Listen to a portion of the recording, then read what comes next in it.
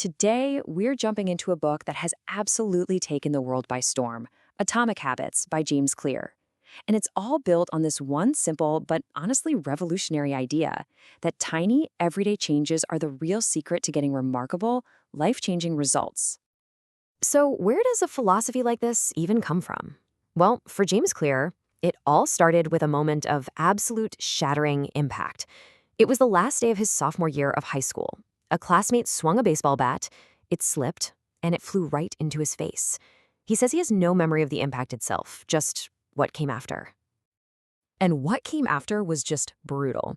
A crushed nose, multiple skull fractures, two shattered eye sockets. His brain started to swell so fast that he began having post-traumatic seizures. Within hours, doctors had to put him in a medically induced coma, just fighting to keep him alive. His mother later said it was one of the worst nights of her entire life. Now, Clear's road to recovery was, as you can imagine, incredibly long and painful. But through that whole grueling process of literally rebuilding his life, he learned this fundamental truth that became the core of his work. It wasn't some giant leap that saved him. It was a relentless series of tiny, consistent habits that let him not only recover, but eventually to reach his absolute full potential. And that fundamental truth is really what this is all about. The incredible, almost magical power of just getting 1% better. And there's maybe no better example of this in action than a sports team that used to be, well, pretty mediocre. Let's talk about the British cycling team. For about a century, they were just painfully average. In 100 years, they'd won only a single gold medal. They'd never won the Tour de France. In fact, it got so bad that the top bike companies literally refused to sell them their gear because they were worried it would make their brands look bad if other pros saw the British team using their stuff. Ouch. But then, in 2003, they hired a new performance director, a guy named Dave Brailsford. And he brought in this philosophy called the aggregation of marginal gains. The idea was super simple. Break down every single thing that goes into riding a bike and then just improve each little piece by 1%. They redesigned bike seats for more comfort. They rubbed alcohol on the tires for better grip. They even hired a surgeon to teach the riders how to wash their hands properly so they wouldn't get sick as often. They looked at everything.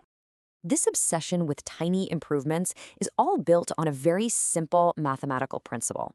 It's the 1% rule. Now, it really doesn't sound like much, does it? But trust me, the effects are anything but small. Here's the key. Habits are the compound interest of self-improvement. Getting just 1% better every day doesn't create a nice, straight line of progress. No, it creates an exponential curve that just rockets upward. But here's the scary part. What about getting 1% worse? Well, that path trends just as dramatically, down towards zero. The point is, your small choices don't just add up, they compound. So what does that look like in real numbers? If you can get just 1% better each day for a single year, you will end up 37 times better by the time you're done. 37. That's the mind-blowing power of tiny, consistent gains. And what about that British cycling team? Well, they went on to completely dominate the sport, winning 178 world championships and 5 Tour de France titles in just a decade. Yeah, it works. Okay, but if the 1% rule is so powerful, why is it so ridiculously hard to stick with new habits? Why does it feel like you're spinning your wheels and progress is just impossibly, frustratingly slow?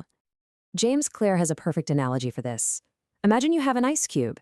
You start heating it up from 25 degrees to 26 to 27, all the way to 31.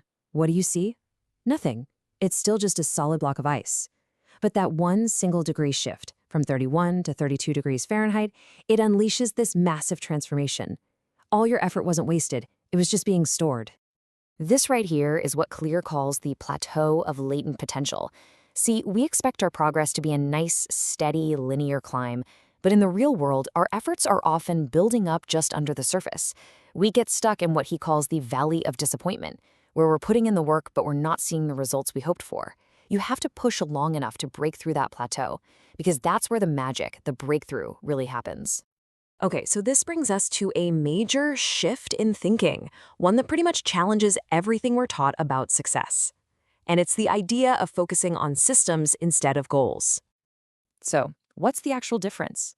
Well, a goal is the result you want to get. A system is the process that gets you those results. So your goal might be to win a championship, right? But your system is how you recruit players, how you manage your coaching staff, and how you run drills at every single practice. Goals are great for setting a direction, but it's the systems that actually make the progress. The thing is, a goals-first mindset has some pretty serious problems. For one, winners and losers, they often have the exact same goals. I mean, every Olympian wants to win a gold medal, right? Second, when you achieve a goal, it's just a momentary change. Sure, you can clean your messy room, but if you don't change your sloppy habits, it's just going to get messy again. You're treating a symptom, not the root cause. And finally, goals tend to postpone happiness, creating this all-or-nothing pressure that can actually kill your motivation. This is such a powerful idea. You don't rise to the level of your goals, you fall to the level of your systems. A strong system is what keeps you going, even on the days you don't feel motivated. It's what carries you. If the process is solid, the score takes care of itself. So if systems are the key, how in the world do you build one that actually lasts? Well, it's about going to the deepest level of change there is, your identity. Think of change happening in 3 layers, kind of like an onion. The outer layer is changing your outcomes, like losing weight. The middle layer is changing your process, like going to the gym. But the deepest layer, the absolute core, is changing your identity, changing what you fundamentally believe about yourself. Real, lasting behavior change is identity change. Here's a super simple but brilliant example. Imagine 2 people are offered a cigarette. The first person says, "No thanks, I'm trying to quit." See, they still see themselves as a smoker who's just resisting an urge. But the second person says, "No thanks, I'm not a smoker." That tiny shift in language, it signals a huge shift in their identity. Smoking is part of their past life, not their current one. So the real goal isn't just to write a book, it's to become a writer. The goal isn't to run 1 marathon, it's to become a runner. When your behavior and your identity are completely aligned, you're not even pursuing behavior change anymore. You're just acting like the type of person you already believe you are. And this right here is the ultimate takeaway. Each tiny habit, from lacing up your running shoes to writing just 1 sentence, it's not just an action. It's a small vote. It's you casting a ballot for the kind of person you're becoming. And over time, all those little votes build up and forge a brand new identity. So after all that, this whole thing really just comes back to you. This isn't about some massive life-altering overhaul you need to plan for tomorrow. It's about right here, right now. What's the one tiny 1% action you can take today to cast a vote for the person you want to become?